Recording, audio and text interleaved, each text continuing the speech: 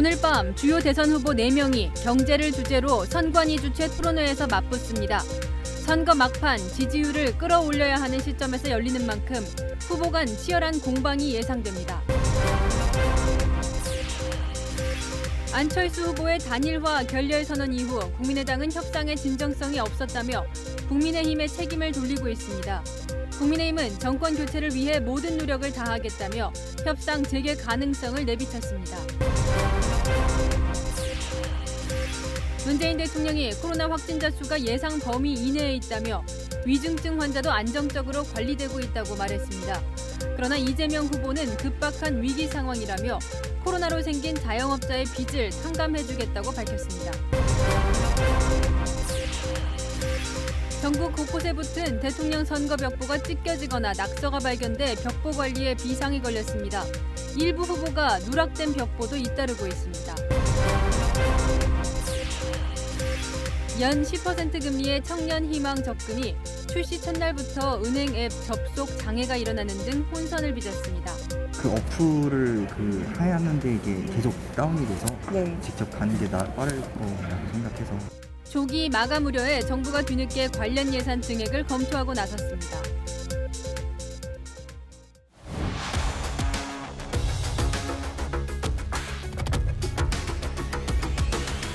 뉴스 시작합니다. 저는 동정민입니다.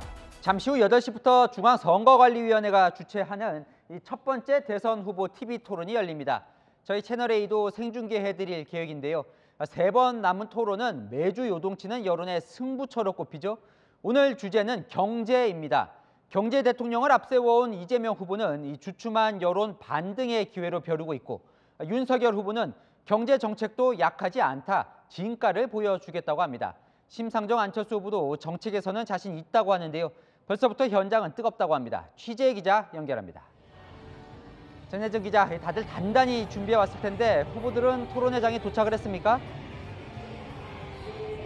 네, 조금 전 이재명 더불어민주당 대선 후보와 윤석열 국민의힘 대선 후보가 막 도착했습니다. 심상정 정의당 후보와 안철수 국민의당 후보도 잠시 뒤 도착할 것으로 보입니다.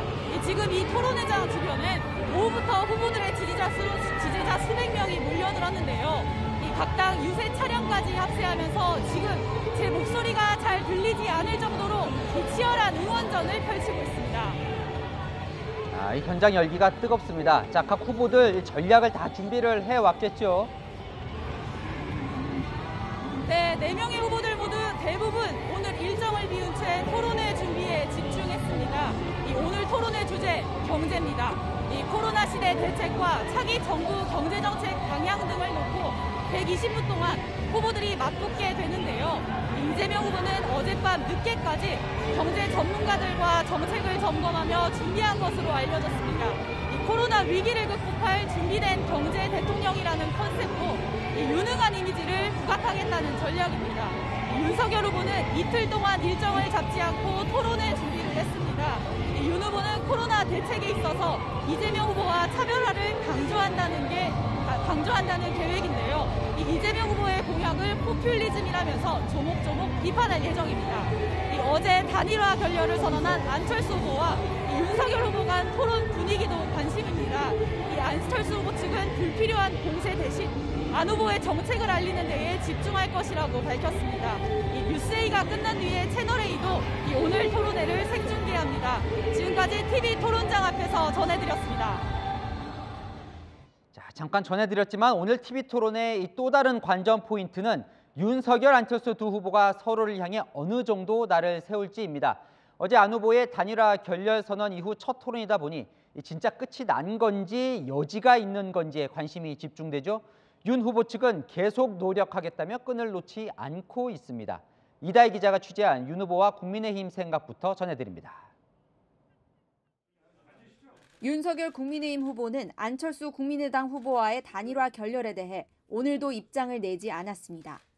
다만 어제 오전까지만 해도 안 후보와 전화 통화를 하며 단일화 논의를 시작하자고 했던 만큼 안 후보와 대화를 좀 더 해보겠다는 생각인 것으로 전해졌습니다.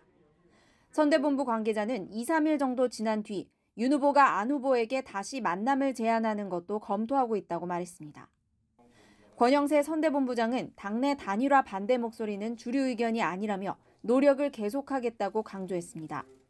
정권 교체라는 게 우리가 다른 어떤 것에 우선하는 가장 큰 대의 중에 하나라고 저희는 생각하기 때문에 정권 교체를 위한 노력이라면 우리가 다 하겠다. 당내에서는 안 후보의 감정을 상하게 할 수 있는 자극적인 메시지를 중단하고 단일화에 다시 나설 수 있는 명분을 만들어줘야 한다는 목소리도 나옵니다. 하지만 자강론을 내세우는 의견도 있어 안 후보 측과의 협상 재개가 쉽지 않을 거란 분석도 나옵니다. 이준석 대표는 이 대표의 조롱과 협박이 한두 번이 아니었다며 책임론을 제기한 국민의당 관계자를 향해 정권 교체를 바라는 국민의 마음을 놓고 장사를 그만하라고 날선 반응을 보이기도 했습니다. 채널A 뉴스 이다혜입니다. 어제 결렬을 선언한 안철수 국민의당 후보, 처음부터 다시 시작하겠다며 완주 의지를 재차 밝혔습니다. 어제 회견 직전 윤석열 후보에게 더 이상 기다리지 않겠다고 보낸 이 문자도 공개했는데요. 안보겸 기자 보도 보시고 아는 기자가 양측의 속내와 뒷이야기까지 자세히 전해드리겠습니다. 안철수 국민의당 대선 후보는 대선 완주 의지를 거듭 밝혔습니다. 단일화 결렬 선언 전인 어제 아침 안중근 의사 기념관을 찾아 참배한 사진을 공개하며 처음부터 다시 시작하는 마음으로 대선 일정을 재개한다는 글을 SNS에 올린 겁니다. 미래와 싸운 안중근 의사의 유지를 받들기로 맹세했다고도 했습니다. 안 후보 측은 갑작스런 결렬 선언이라는 국민의힘 비판에는 결렬 선언 전 안 후보가 윤석열 후보에게 보낸 문자 메시지 공개로 맞섰습니다. 일주일 동안 오랜 기다림이 있었다며 더 이상 답변을 기다리거나 실무자 간 대화를 지금 시작하는 건 무의미하다는 결론을 내렸다고 적은 겁니다. 국민의당은 국민의힘에 책임을 돌렸습니다. 후보 사퇴설, 또 심지어는 이제 경기지사 대가설까지 이렇게 막 퍼뜨리는 이런 악의적인 일들이 계속해서 일어났던 부분이 결국은 윤석열 후보와 국민의힘이 현재로선 단일화에 대한 의지와 진정성이 없다. 그냥 만나자라는 부분들만 계속하는 거는 이 단일화 꼬리표를 안철수에게 붙여놓고 선거 끝날 때까지 사골곰탕처럼 우려먹겠다라는 그런 생각밖에 아닌 것입니다. 안 후보는 내일부터 1박 2일 동안 부산, 울산, 경남 지역 유세에 나섭니다. 국민의당은 단일화 이슈에서 벗어나 대선에 집중하겠다는 의지라고 설명했습니다. 채널A 뉴스 안보겸입니다.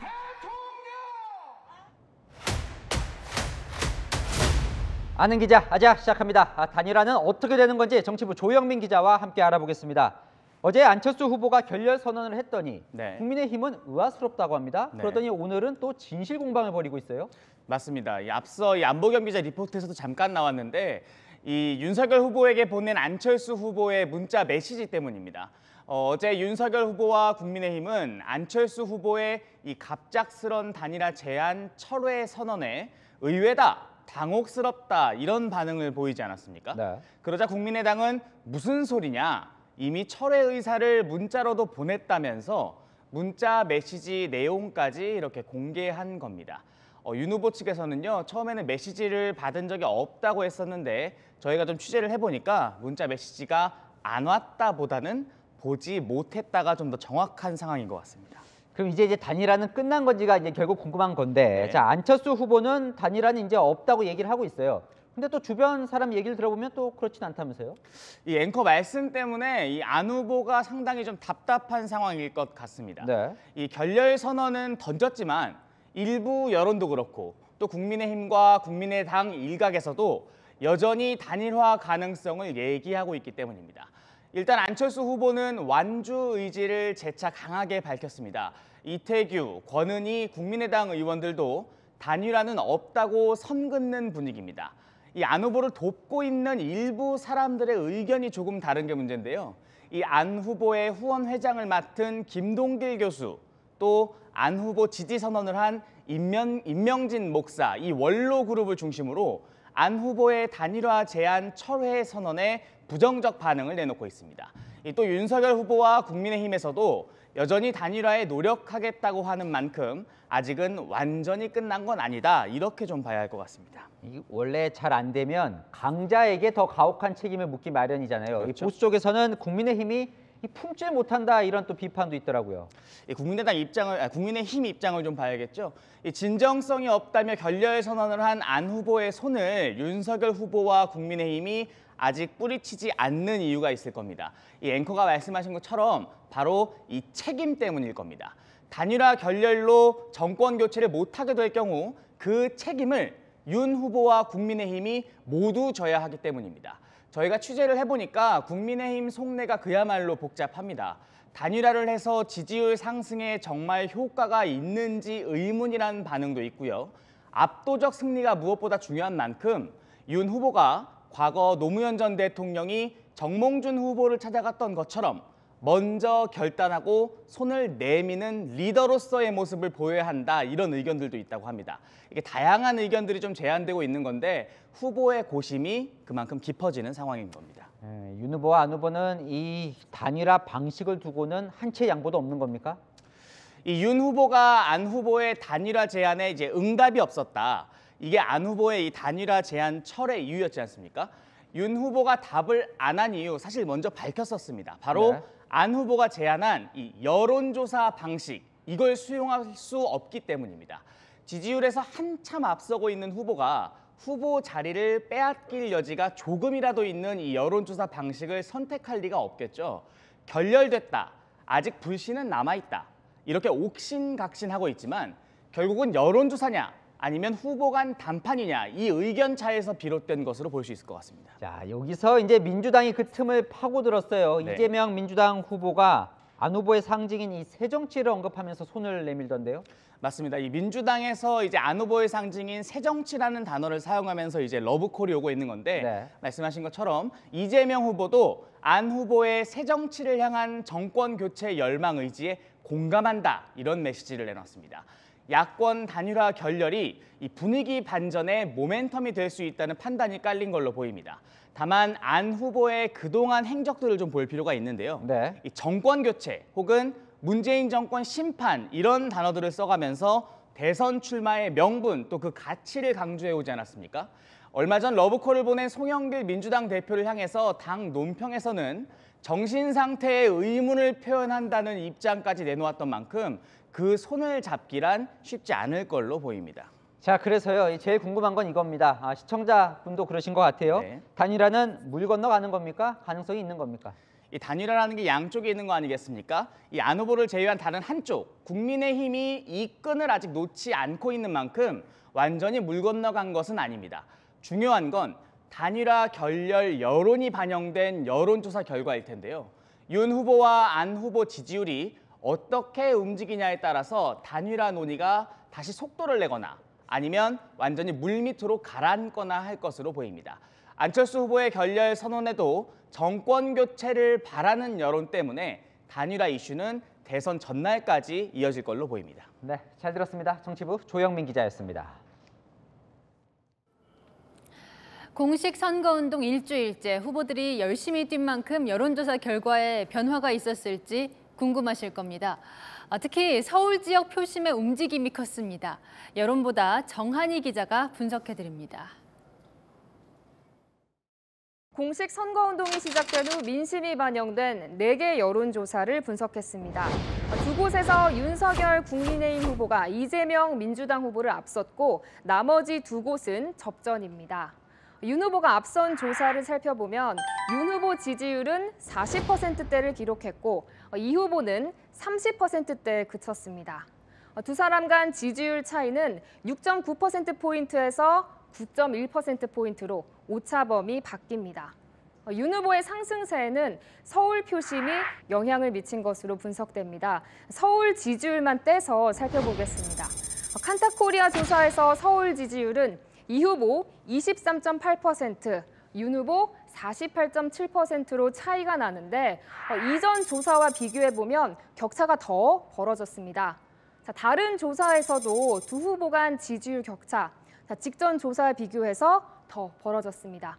자, 하지만 KSOI 조사 결과는 조금 달랐습니다. 자, 이 후보 43.7%, 윤 후보 42.2%였는데 자, 이재명 후보가 4주 연속 상승했습니다. 자, 서울에서도 이 후보가 45%의 지지를 얻어 36.5%에 그친 윤 후보를 오차 범위 밖에서 앞선 것으로 조사됐습니다. KSOI 조사 결과가 조금 다른 것에 대해서 전문가들은 두 후보 지지층의 응답률에 주목하고 있습니다. 이재명 후보가 이제는 열세이고 적극적으로 쫓아갈 수밖에 없는 환경이거든요. 그렇다면은 이재명 후보 응답자들의 적극성은 더 적극적으로 나타날 것이고. 이 후보를 지지하지만 적극적으로 표현하지 못했던 샤이 이재명의 응답이 선거가 막판으로 가면서 높아졌을 수 있다는 겁니다. KSOI 측은 이번 조사에서 보수층 응답률이 낮았다고 설명하고 있습니다. 채널A 뉴스 정한입니다. 보신 것처럼 지지율 격차를 줄여야 하는 이재명 대선 후보가 다급한 모습입니다. 예정에 없던 코로나 긴급 기자회견을 자청했습니다. 당선되면 코로나로 진 빚은 탕감해주고 재택치료자에게는 10만 원씩 지원하겠다는 내용입니다. 김성규 기자입니다. 이재명 더불어민주당 대선 후보가 3월 10일 이후 코로나 대응은 확실히 다를 것이라며 긴급 기자회견을 시작했습니다. 소상공인과 자영업자 민심부터 공략했습니다. 코로나19로 생긴 불량부채는 정부가 인수해서 채무 조정과 탕감을 실시합니다. 코로나19로 인한 신용불량은 전면적으로 원상복구하는 신용 대사면을 반드시 실시하겠습니다. 재택치료자 지원금 10만 원 지급, 3월 등교 탄력 적용 등 코로나 민심을 잡기 위한 공약들도 쏟아냈습니다. 이재명 후보의 오늘 코로나 피해 극복 기자회견은 당초 예정에 없던 일정이었는데요. 약 1시간 반 전에 긴급 공지됐습니다. 발표를 마친 이 후보는 오늘 별다른 일정을 잡지 않고 TV 토론회 준비에 집중합니다. 이 후보는 기자회견 내내 코로나 위기의 급박함을 강조하며 재정 건전성보다도 당장 지원이 시급하다며 정부를 겨냥했습니다. 여러분 지금 이제 국민들의 생명 위협받는 급박한 위기 상황인데 국가 부채가 늘어났다는 이유로 국민들의 죽음을 방치하는 거 결코 옳지 않습니다. 문재인 정부의 방역 조치에 대한 불만도 우회적으로 드러냈습니다. 제가 당선된다면 3월 10일부터 당국과 협조해서 바로 거리두기 완화를 시행하겠습니다. 이 후보는 대통령직 인수위원회가 곧 긴급구제 특위가 될 것이라고 강조했습니다. 채널A 뉴스 김성규입니다. 오늘의 왜 정치부 손영일 차장 나왔습니다. 자, 이재명 후보와 문재인 대통령이 이 코로나 상황을 바라보는 시각이 좀 다른 것 같아요. 왜 다른지가 오늘의 주제입니다. 문 대통령과 이재명 민주당 대선 후보의 생각, 어느 대목에서부터 차이가 나는지 먼저 발언부터 듣고 시작하겠습니다. 최소한 지금과 같은 방식의 원천 봉쇄 방식은 이제는 적절하지 않다는 것은 대체적인 공감이 이루어지는 것 같습니다. 국민들의 생명 위협받는 급박한 위기 상황인데 최근 확진자 수가 10만 명을 넘고 있지만 당초 예상 범위 내에 있으며 걱정했던 것에 비해 상황이 어려워진 것은 아닙니다. 이제 오미크론 유행도 정점을 지날 날이 머지않았습니다. 이 후보는 지금을 국민들의 생명이 위협받는 급박한 위기 상황으로 보는 반면 문 대통령은 걱정했던 것에 비해 상황이 어려워진 건 아니다. 이런 입장인 겁니다. 자, 먼저 대통령은 왜 그럼 무슨 근거로 이 상황이 괜찮다고 하는 겁니까? 네, 치명률과 미중증 환자 수가 줄어들고 있는 것을 이유로 들고 있습니다. 보시는 것처럼 코로나19 치명률이 낮아지고 있습니다. 네. 하지만 10만 명이 넘는 확진자 수가 예상 범위 내라는 것에는 이견이 있을 수 있습니다. 정부가 확진자 수를 제대로 예측하지 못했다는 게 국민의힘 비판의 핵심인데요. 지난 1월 김부겸 국무총리는 3만 명 정도의 정점을 칠 것이다. 이렇게 말하기도 했습니다. 네, 좀 더 따져보죠. 왜 문 대통령과 이 후보 생각은 다른 걸까요? 예, 생각이 다른 건 서로 처한 위치가 다르기 때문입니다. 현직 대통령과 차기 대권을 노리는 대선 후보, 이 둘 사이에 입장이 다르기 때문에 인식의 차이가 있는 겁니다. 문 대통령은 K방역의 성과를 홍보해야 하는 입장이고 이 후보는 방역 문제로 고통받는 유권자를 먼저 챙겨야 하는 입장입니다. 그렇다 보니 생각과 해법 모두 다를 수밖에 없습니다. 돌이켜보면 이 후보는 예전에도 이 코로나 문제로 이 정부와 좀 각을 세워왔던 것 같습니다. 예, 이 후보는 경기도지사 시절 지연 대응보다는 과잉 대응이 낫다. 그래서 좀 더 센 강도의 대책을 정부보다 먼저 내놓은 적이 많습니다. 중대본의 권한인 백신 도입을 경기도가 독자적으로 검토하겠다고 했다가 정부와 갈등을 빚기도 했습니다. 또 전국민 재난지원금 지급 문제로 정부와 충돌했다가 청와대의 중재로 철회한 일도 있었습니다. 그런데 어제 이 후보는 정부를 향해 불필요한 과잉 방역이라고 했는데요. 경기지사 때와는 생각이 많이 달라진 것 같습니다. 그러니까 요즘은요, 뭐 정부 방역이 좀 지나치다 풀어야 한다 이렇게 나를 세우던데 이 후보의 속내가 좀 궁금하기도 해요. 예, 이 후보 열흘 전에 K방역에 대해 이렇게 평가했습니다. 문정부의 코로나 방역이 성공입니까 실패입니까? 부족한 점이 없을 수 없겠지만 지금까지 봐서는 성공적으로 잘 견뎌오고 있다고 생각합니다. 이제는 좀 바꿔야죠. 네, 코로나 방역 대응을 두고 48%는 긍정적 평가를 하는 반면 여전히 49%는 부정적입니다. 이 후보가 대선 승리를 위해선 문 대통령 지지층뿐만 아니라 반대편도 잡아야 합니다.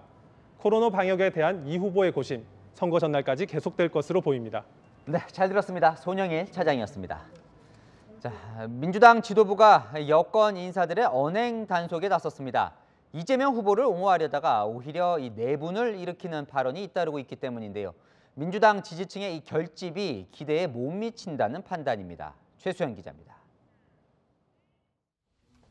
이낙연 더불어민주당 총괄선거대책위원장이 군기 반장을 자처하며 경고에 나섰습니다. 국민의 걱정과 주문에 우리의 말과 글과 행동이 걸맞는 것인지 모두가 냉정하게 되돌아보시기를 거듭 요구합니다. 최근 방송인 김어준 씨가 지난 민주당 대선 경선 과정에서 10만 신천지 개입설을 언급해 당내 갈등을 일으키자 직접 수습에 나선 겁니다. 동아일보 여론조사를 보면 대선 당시 문재인 대통령을 뽑았다고 응답한 10명 중 약 6명만 이재명 후보를 지지한다고 답했습니다. 당시 홍준표 후보에게 투표했다는 응답자 10명 가운데 약 9명은 윤석열 후보를 지지한다고 밝힌 것과 대조됩니다. 민주당 관계자는 지지층 내부도 결집이 안 되는데 이재명 후보가 지지율 40%의 벽을 깰 수 있겠냐고 말했습니다. 이재명 후보가 현재 위기 극복의 적임자임을 확인시켜드리면 오히려 그분들도 마음을 다시 돌릴 것이라고 저희는 생각하고 있습니다. 하지만 윤석열 후보의 부인 김건희 씨를 겨냥한 줄리 의혹 등 여권 내 정제되지 않은 의혹 제기는 오늘도 계속됐습니다. 얼굴 보게 6번째인데 줄리가 원래 제일 처음에 연회장에 만날 때 내 옆에 앉아 있었거든요. 송영길 대표는 어제에 이어 문재인 대통령을 비판하는 듯한 발언을 또 했습니다. 윤석열이 가장 불공정하게 검찰총장이 된 사람이 문재인 대통령이 잘못했어요. 분명히. 당원 게시판에는 송 대표를 비판하며 윤석열 후보를 찍겠다는 일부 친문 당원들의 반발이 이어졌습니다. 채널A 뉴스 최수연입니다. 이재명 민주당 후보 옆집 관련 의혹 속보로 이어갑니다. 이 후보 옆집에 이 직원 합숙소를 구한 경기주택도시공사는 이 후보 옆집인지 그동안 몰랐다고 해명을 해왔는데요. 알고 보니 이 합숙소를 관리하는 이 부서 책임자가 이 후보 성남시장, 이 경기지사 시절 비서실장 출신으로 확인됐습니다. 이 후보는 1997년부터 이 집에 살았는데 이 비서실장 출신이 몰랐을까 의혹이 남죠. 공태현 기자입니다. 경기주택도시공사 GH가 직원들을 위해 운영하는 합숙소는 모두 130여 개. 이 가운데 이재명 후보 자택 바로 옆 숙소가 논란이 되고 있지만 공사는 언론 보도가 나온 뒤에야 알았다는 입장입니다. 문제는 이런 설명이 논란을 키우고 있다는 점입니다. 해당 합숙소는 GH의 판교사업단이 계약을 맺고 총무인사처에서 관리해왔습니다. 그런데 총무인사처의 상급부서 책임자는 전영수 경영기획본부장입니다. 현재는 사장 직무대행을 맡고 있습니다. 전 대행은 이 후보가 성남시장과 경기지사를 거치는 동안 잇따라 비서실장을 지냈습니다. 지난 2019년 7월에 경영기획본부장으로 임명됐고 공사는 다음해 8월 이 후보 옆집을 전세로 빌렸습니다. 이 후보를 오랜 기간 보좌한 인물이 합숙소 관리부서의 보고라인에 있었던 겁니다. 하지만 전 대행 역시 합숙소 이용은 언론을 통해 처음 알았다며 임차 관리는 현장에서 다 알아서 하는 구조라고 해명했습니다. 국민의힘 의원들은 오늘 오전 공사를 찾아가 합숙소 130여 곳의 구체적인 위치와 이용 직원 명단을 요구했습니다. 채널A 뉴스 공태현입니다.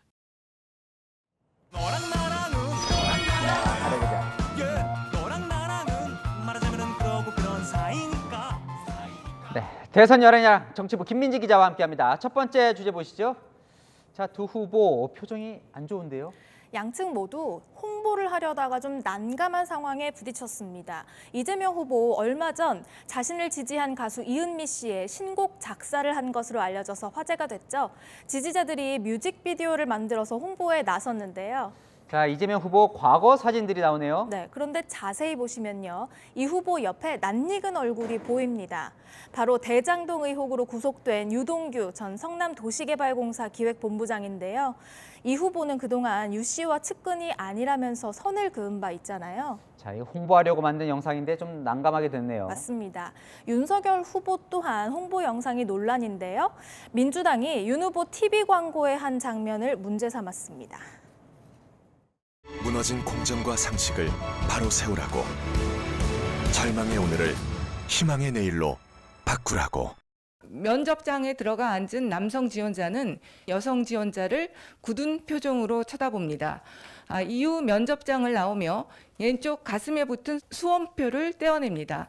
남성 지원자가 채용 불이익을 받는 것으로 묘사한 것입니다. 이 얘기를 들어보면 젠더 갈등을 이제 지적하는 것 같은데 네. 구체적으로 어떤 부분이 문제라는 건지 조금만 더 설명을 해주시죠. 네, 3명의 면접관 중 2명이 여성인 상황에서 남성 지원자가 여성 지원자를 바라볼 때 무너진 공정과 상식이라는 자막을 내모댔고 또 면접장을 박차고 나오는 장면에서 바로 세운다는 자막을 내보낸 점이 성별 갈등을 조장한다는 주장입니다. 국민의힘 관계자는 평범한 청년이 부모 찬스로 입시와 취업을 하는 양 옆의 지원자를 모두 바라봤는데 민주당이 마치 여성 지원자만 쳐다본 것처럼 가짜뉴스를 퍼뜨렸다고 반박했습니다. 네, 다음 주제 넘어가겠습니다.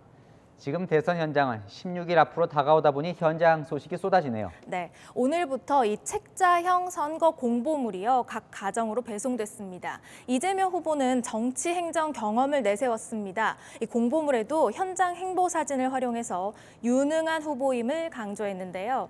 민주당 선대위 관계자는 후보의 장점은 수많은 기록과 사진, 영상이라면서 걸어온 길을 보면 걸어갈 길이 보인다 이렇게 설명했습니다. 자, 이 윤석열 후보는 좀 특이하게 만들었다면서요. 네, 보시는 것처럼 윤 후보는요. 유권자들이 편하게 읽을 수 있도록 잡지처럼 만들었는데요. 뒷부분에는 윤 후보를 인터뷰하는 형식으로 질문과 답을 넣었습니다. 또 시각장애인들을 위한 음성 파일형, 또 점자형 선거 공보물도 만들었다고 합니다. 안철수 후보는요, 민생과 방역, 교육, 그리고 깨끗한 대통령임을 강조했고요. 심상정 후보는 이 대표 공약이죠. 주 4일제 복지 국가를 내세웠습니다. 자, 그리고 이번에는 캠페인 하나를 소개해드릴까 하는데요. 볼까요? AI 윤석열 설 편지 버리기 캠페인 이거 누가 하는 겁니까? 네, 광주 호남 지역 진보 성향 대학생 단체들인데요. 지난달 설 연휴를 전후로 이 윤석열 후보가 호남 230만 가구에 손편지를 보냈잖아요. 이 편지를 찢고 구기거나 태워서 훼손한 다음에 인증샷을 올리자고 독려한 겁니다. 그야말로 증오의 정치네요. 맞습니다. SNS에는요, 윤석열 후보를 반대하는 해시태그와 함께 편지를 찢는 게시물들이 올라왔는데요. 편지가 우체통에 와 있는 걸 분명히 봤는데 1시간 뒤에 가보니까 없어졌다. 이런 글도 눈에 띄었습니다. 국민의힘에서는 동네 물회배만도 못한 행동이다. 다른 사람 진심을 짓밟는 게 진보 대학생 정신이냐고 되물었습니다. 네, 마지막 주제 보겠습니다.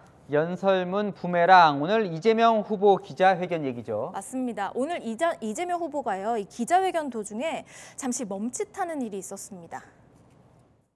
의료진의 희생에 다시 한번 감사드립니다. 국가가 무한 책임을 약속하지 않는다면 이제 그 누구도 버틸 수가 없습니다. 미안합니다. 이게 지금 문서들이 막 이엉켰네요.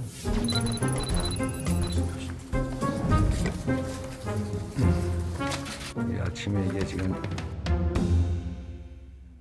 원고 이 순서가 뒤섞여 있었나 보네요. 네, 사실 이 유세 현장이나 뭐 각종 현장에서는 발생할 수 있는 사소한 실수인데요. 현근택 민주당 선대위 대변인의 과거 발언이 좀 소환됐습니다. 윤석열 후보는 연설문이 없으면 안 된다, 바람에 날아가도 안 된다라고 하면서 윤 후보가 연설문을 이렇게 고정해 놓은 장면을 비꼰 적이 있거든요. 오늘 국민의힘은 현근택 대변인의 글을 그대로 인용하면서 이 후보의 실수를 꼬집었습니다. 자, 두 후보 측 모두 상대방 실수에 가혹한데요. 언제든지 반사 공격을 당할 수 있다는 것도 기억하면 좋겠습니다. 네, 한번 뱉어놓은 말은 주워 담을 수가 없으니까요. 야랑야랑이었습니다. 이제 동네마다 대선 후보들의 선거 벽보가 붙었습니다. 오며 가며 후보들의 공약과 이력을 자세히 읽어보게 되죠. 그런데 특정 후보가 빠져 있거나 선거 벽보가 훼손되는 일도 비일비재합니다. 대선 벽보의 순환을 배유미 기자가 취재했습니다. 대구 동구의 한 아파트 앞. 대선 후보 선거 벽보를 둘러보는데 어딘가 어색합니다. 14명 후보자 중에 다시 보니 기호 4번 안철수 후보가 없습니다. 실수로 동에서 후보자 수가 많고 그래가지고 하다가 빠뜨려가지고. 광주에서는 윤석열 후보가 빠진 벽보가 발견됐습니다. 벽보 부착 대행업체는 공간이 부족해 일어난 단순 실수라고 해명했지만 얼핏 봐도 옆 공간은 충분합니다. 왜 빠진 거였어요? 가보면 저희가 공간을 청소하다 보니까 알아서 이렇게 하고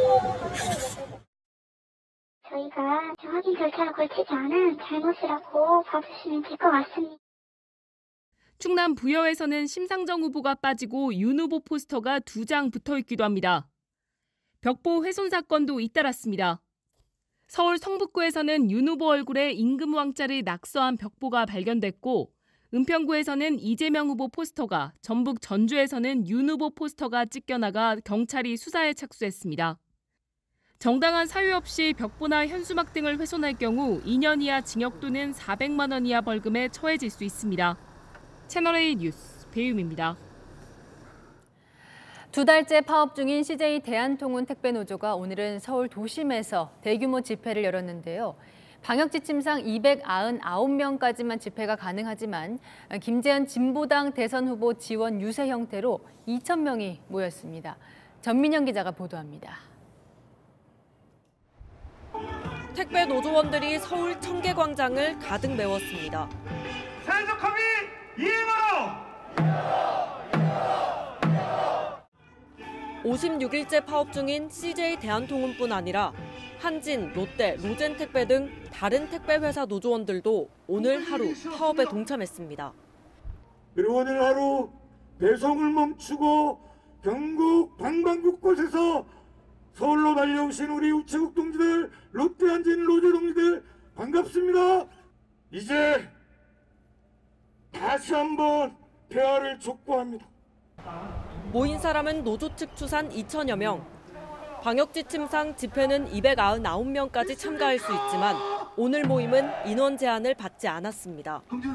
김재현 진보당 대선 후보의 지원 유세로 분류됐기 때문입니다. 조합원들은 진보당 배지를 달거나 선거 사무원 목걸이를 걸었고 무대로 사용된 차량도 김재현 후보의 유세 차량이었습니다. 선거관리위원회는 사전 등록된 유세 차량을 이용해 연설하는 행위는 선거운동으로 보고 있습니다. CJ 대한통운 본사 1층과 3층을 점거했던 택배노조는 오늘 3층에서 철수했습니다. 하지만 위원장은 물과 소금을 끊는 단식 농성을 시작하며 끝장 투쟁에 돌입한다고 밝혔습니다. 비노조 택배기사들은 파업 중단을 호소하고 있습니다. 유통회사들이 택배를 뜯어먹으려고 택배 시장에 진입하려고 있는 이 시점에 연대 파업을 한다는 게 택배 기사들의 밥그릇을 지금 깨고 계신다는 거 알고 계십니까? 파업이 장기화되면서 노노 갈등의 골도 깊어지고 있습니다. 채널A 뉴스 전민영입니다. 극단적 선택을 시도하는 여성을 경찰관들이 극적으로 구조했습니다. 3층에 있던 여성에게 닿기 위해 인간 피라미드를 만들었습니다. 김승희 기자입니다. 다세대 주택 앞에 순찰차 한 대가 멈춰섭니다. 경찰관이 서둘러 내려 화단을 밟고 2층 베란다로 올라갑니다. 곧바로 다른 한 명도 베란다 난간에 매달립니다. 잠시 후 도착한 또 다른 순찰차, 필로티 주차장에 순찰차를 대고 경찰관 2명이 지붕 위로 올라가 손과 어깨로 동료들의 발을 떠받칩니다. 피라미드 대형으로 건물 외벽에 매달린 경찰관 4명. 이들 머리 위로는 다세대 주택 3층에서 극단적 선택을 시도하는 20대 여성이 있었습니다. 저희 선임 경찰관분을 먼저 이제 그 베란다 2층으로 올라갈 수 있도록 이제 밀어드리고, 저도 이제 같이 베란다 2층으로 올라가서 그 요구조자 그 발에 이제 어깨를 대서. 경찰이 출동해서 여성을 구하기까지 걸린 시간은 9분. 구조된 여성은 곧바로 병원에 이송됐습니다. 저 위험을 할 수 있는데 뭐 경찰관 안전도 중요하긴 하지만은 그 위에 요구조자가 더 빨리 그냥 구해야겠다는 생각밖에 없었고. 두려움도 있었지만 이제 동료들이 이제 주변에서 잘 도와주고 이제 같이 협동할 수 있어서 또 구조를 할 수 있었던 것 같습니다. 구조 과정에서 시민 1명이 인간 피라미드를 만드는 데 도움을 줬고, 가장 먼저 올라간 경찰관 1명은 추락해 허리와 무릎을 다치기도 했습니다. 마포경찰서는 경찰관들에게 표창을 수여할 예정이라고 밝혔습니다. 채널A 뉴스 김승희입니다. 앞서 보셨듯이 청와대는 현재 코로나가 어려운 상황이 아니라고 했지만 현장의 모습들은 많이 다릅니다. 먼저 생후 7개월 된 아기가 재택치료를 받다 숨졌습니다. 심정지 상황에서 구급차를 불렀지만 병원 11곳에서 이송을 거절당했습니다.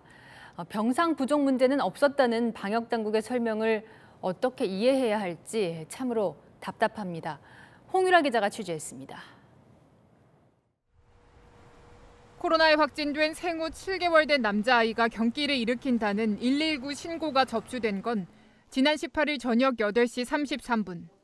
6분 만에 소방대원이 도착했더니 심정지 상태로 추정됐고, 심폐소생술을 하며 수원 자택에서 안산의 한 병원으로 출발한 건 9시가 넘어서였습니다. 부모 모두 확진자여서 병원에 따라갈 수도 없었습니다. 부모님이 못 가고 거기 할머니가 계셨대요. 할머니는 확진이 안 돼서 할머니가 구급차 타고 같이 보호자로 갔어요. 돌도 안 된 아이는 16분 만에 병원에 도착했지만 사망 판정을 받았습니다. 구급대원이 도착해 병원으로 출발하기까지 22분이나 걸린 건 근처 병원 11곳에서 이송을 거절했기 때문입니다. 응급실 내에 있는 격리실이 다 꽉 찬 상태여가지고 수용을 할 수가 없는 상황이었다고 하더라고요. 야간에는 소아과 전문의가 없어서 아기가 너무 어리기도 하고, 코로나 확진자 진료를 전담하고 있기 때문에 응급실 운영을 따로 하고 있지는 않거든요. 방역당국은 입원 병상은 부족하지 않다며 응급의료 체계의 문제라고 서늘그었습니다. 효과적 대응 체계 개편이 병행되고 있는 만큼 의료 인력은 충분한 상황입니다.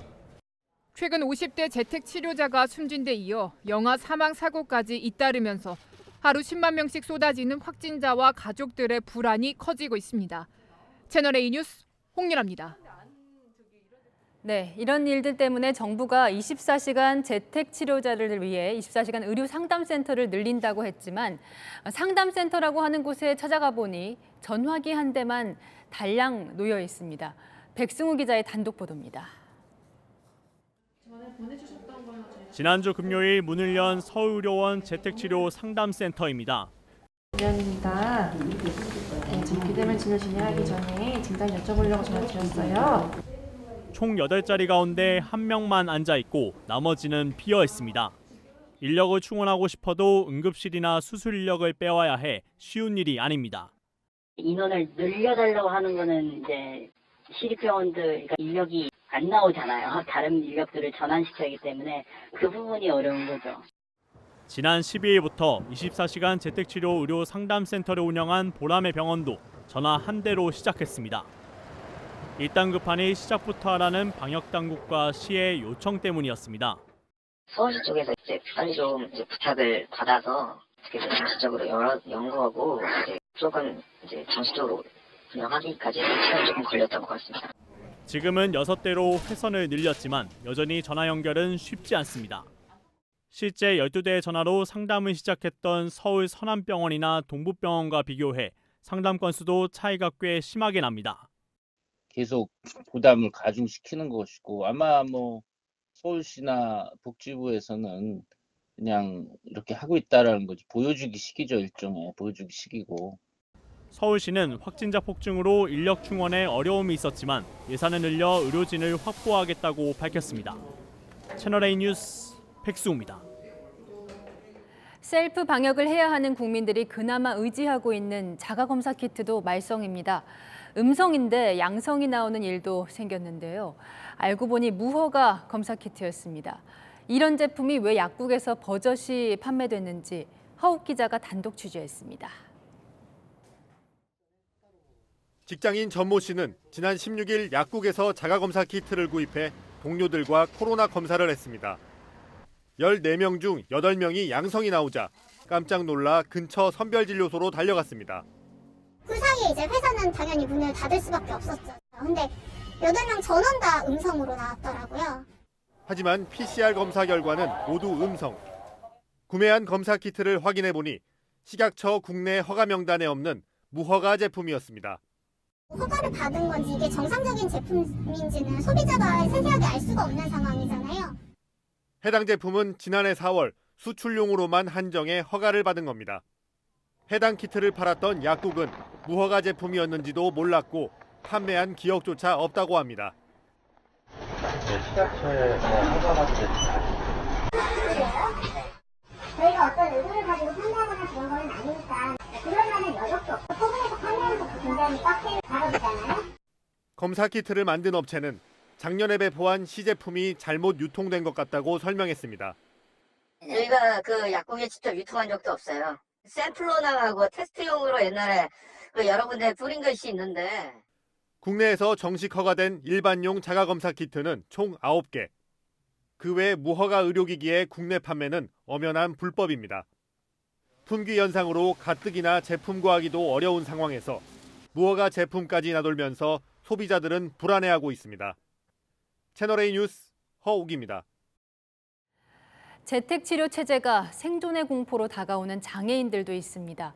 혼자 움직이지 못하는 장애인이 코로나에 걸리면 기본적인 생활을 도와줄 활동지원사도 구하기가 어렵습니다. 현장 카메라 정다은 기자가 취재했습니다. 최근 오미크론 유행으로 확진자가 폭증하면서 자가검사의 재택치료까지 코로나19 대응이 사실상 시민들의 셀프 방역으로 바뀌었는데요. 셀프 방역의 사각지대를 찾아 현장으로 갑니다. 시각장애인 이동진 씨는 자가검사 키트를 써야 할 때마다 난감합니다. 우선 키트를 구하는 것부터 쉽지 않습니다. 약국문에 품절이라고 적혀 있어도 일일이 물어서 확인하는 수밖에 없습니다. 코로나 자가 키트 좀 사려고 하는데요. 근데 아직 입고된 게 없어요. 키트를 구해도 문제입니다. 검사하고 결과를 확인하기까지 혼자선 할 수가 없습니다. 설명서가 점자로 지원이 되지 않는다 하면은 어떻게 사용하는지 전혀 알 수가 없는데, 그러면은 저희는 질병으로 보호를 못 받는 상황이 되는 거잖아요. 중증 장애인들은 집에 혼자 격리되는 것이 더 무섭다고 말합니다. 석 달 전 코로나 확진 판정을 받았던 중증 근육장애인 A씨. 장애인 전담병원에 병상이 부족해 자택에서 대기해야 했습니다. 당시 상황을 떠올리면 중증 장애인들의 재택 치료가 우려된다고 말합니다. 비대면으로 문 앞에 나와 이제 약이나 두고 가시는데 그런 걸 혼자 받으러 나갈 수도 없을 뿐더러 밥 먹고 세수하고 자고 이런 걸 혼자서 할 수가 없는 상황인데, A씨처럼 도움 없인 움직일 수 없는 장애인들은 평소 활동지원사와 생활하는데 확진되는 순간 활동지원사를 구하기가 더 어려워집니다. 감염 우려 때문에 나서는 활동지원사가 없기 때문입니다. 보건소에서는 응급상황 생기면은 응급실에다가 전화를 해달라고 하시는데 그런 전화도 할 수가 없거든요. 그 상태로 방치되다가 혹시 정말 안 좋은 상황으로 진행될까 같은 염려가 큽니다. 학생들의 등교 전 주 2회 자가검사 권고에 장애 학생 학부모들은 등교 중단을 걱정해야 할 처지입니다. 자폐성 장애거든요. 설명을 하지 이해를 시킨다는 건 좀 어려울 것이고 어찌됐든 상당 부분은 저 아이는 강제성을 띄워야 될 것이고 대놓고 학대하는 거야. 학교 안 보낼 거야. 현행 방역 체계상 장애인은 집중관리군이 아닌 일반관리군으로 분류됩니다. 정부 시스템에 대한 장애인은 좀 누락돼 있다는 게 큰 문제이죠. 장애를 포함시켜주고 자가검사 키트든 해열제든 지원이 이루어져야 된다는 것이죠. 셀프 방역 체계의 사각지대에 놓인 장애인들은 생존의 위험마저 느끼고 있습니다. 현장 카메라 정다은입니다. 오미크론의 거센 확산 속에서 전면 등교를 강행하려 했던 교육부가 결국 지침을 변경했습니다. 3월 개학 후 첫 2주는 원격 수업을 권고합니다. 교육부는 다음 달 2일부터 11일을 새 학기 적응 주간으로 정하고 학교장 재량으로 원격 수업이나 단축 수업을 가능하게 했습니다. 은행 적금 금리가 연 10%라면 누구나 귀가 솔깃해지죠. 정부가 오늘 출시한 청년 희망 적금엔 예상대로 청년 시청자들이 몰렸습니다. 이럴 줄 알았을 텐데도 이 과부하로 앱 접속은 멈췄고 이 청년들은 예산이 부족해서 못 받을까 봐 또 걱정입니다. 김유빈 기자입니다. 평소 중장년층이 많던 은행 창구가 청년들로 붐빕니다. 청년 희망 적금을 가입하려는 청년들입니다. 청년 희망 적금은 만 19세에서 34세, 연소득 3,600만 원 이하의 청년들이 가입할 수 있습니다. 월 50만 원까지 2년 만기로 납입하면 연 10% 금리를 받는 효과가 있습니다. 당초 정부 사업 예산으로는 약 38만 명이 가입할 수 있었지만 출시 전 가입 자격 조회에만 200만 건에 달하면서 조기 마감 가능성까지 제기됐습니다. 이번 주는 출생 연도에 따라 오부제로 가입 신청을 받고 있습니다. 하지만 예상보다 많은 신청자들이 몰리며 일부 은행 앱에선 한두 시간씩 접속 지연 사태까지 벌어졌습니다. 오부제에 따라 오늘은 91년생, 96년생, 2001년생들의 가입이 가능합니다. 모바일 앱 접속에 어려움을 겪자 청년들은 은행 창구를 직접 찾기도 했습니다. 그 어플을 하였는데 이게 계속 다운이 돼서 직접 가는 게 빠를 거라고 생각해서. 청년 희망 적금 가입하려고 오신 걸까요? 결혼 자금은 나중에 미래에 쓰려고. 주 후반부로 배정된 청년들은 예산 한도가 소진돼 가입을 못할까 봐 걱정입니다. 88년생이어가지고 수요일에 해당돼서 만약에 앱이 접속이 안 되거나 했다면은 그 부분을 캡처를 해놓는다든지 해가지고 보상을 한번 청구해 보려고 해요. 청년들의 자산 형성을 돕기 위해 마련된 상품이지만 정부가 수요 예측과 예산 배정에는 실패했다는 비판이 나옵니다. 조기 소진 우려가 나오자 금융위원회는 예산 증액을 기재부와 협의 중이라고 밝혔습니다. 채널A 뉴스 김유빈입니다. 우크라이나 TV 생방송 도중에 난투극이 벌어졌습니다. 친러시아, 반러시아로 갈라진 나라 실정이 방송에 노출이 된 거죠.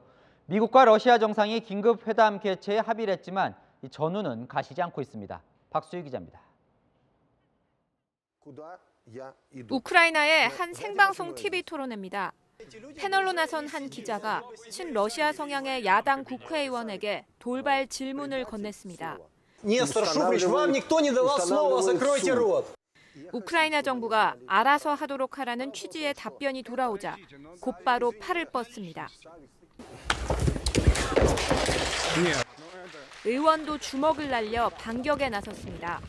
스튜디오 바닥을 뒹굴며 벌인 난투극은 그대로 생중계됐습니다. 그만큼 러시아에 대한 우크라이나인들의 반감이 극에 달했다는 해석이 나옵니다. 전후는 계속 고조되고 있습니다. 우크라이나 국경 맞은편에서 열흘간 이어진 러시아군과 벨라루스군의 연합훈련은 어제 종료 직전 무기한 연장됐습니다. 국경 인근에는 러시아 군부대가 새로 배치됐다는 소식도 전해졌습니다. 러시아군 주력 전투부대의 75%가 우크라이나로부터 60km 이내에 배치됐다는 미 정보당국의 분석도 보도됐습니다. 백악관은 러시아가 침공 각본대로 움직이고 있다며 즉각 NSC 회의를 소집했습니다. Well, it certainly looks like everything we said was likely to occur in the lead up to the actual invasion is happening. 미러 정상은 일단 마크롱 프랑스 대통령의 중재로 이루어진 긴급 회담 제안에 합의했습니다. 다만 미국이 러시아는 침공하지 않아야 한다는 전제 조건을 내놓음에 따라 실제 회담 성사는 불투명하다는 관측도 나옵니다. 채널A 뉴스 박수희입니다. 겨울의 끝자락에서 눈 소식이 잦습니다. 오늘 한라산에선 순백의 설경이 장관을 이뤘고요. 수도권 일부 지역에도 한방눈이 쏟아지면서 막바지 겨울 정취를 느끼기 좋았는데요. 내일은 서해상에 눈구름대가 발달하면서 충청과 호남, 제주를 중심으로 눈이 오겠습니다. 아침까지는 눈발만 살짝 날리다가 늦은 오후부터 제주 산지에는 1에서 5cm, 충남 서해안과 호남 서해안, 전북 남부와 제주로는 1에서 3cm 정도 내리겠습니다. 눈은 자주 오는데 양이 적어서 날은 계속 건조합니다. 현재 동해안과 대구에는 건조경보가, 중부와 동쪽 또 전남 동부로는 건조주의보가 내려져 있으니까요. 불이 나지 않도록 주의를 기울여 주셔야겠습니다. 내일 아침 서울은 영하 8도, 대전은 영하 7도, 대구는 영하 5도로 오늘보다 더 춥겠고요. 한낮에 서울은 0도에 머물면서 종일 찬바람이 불겠습니다. 추위는 목요일 오후쯤 돼서야 차츰 풀릴 전망입니다. 날씨였습니다. 바보야 문제는 경제야. 30년 전 미국 대선 고입니다. 20년 전 우리 대선에서는 살림살이 좀 나아지셨습니까? 유행어를 낳았죠. 이번 대선 이 경제 공약 개수는 많아졌는데 딱 기억나는 것도 적고 비슷비슷하다는 평가인데요. 후보들은 아니라고 하니까요. 지금 바로 이 채널A에서 이어지는 경제 분야 TV 토론에서 이걸 꼭 직접 확인해 보시죠. 마침표 찍겠습니다. 세금 맡겨도 좋을 사람. 뉴스 마칩니다. 감사합니다.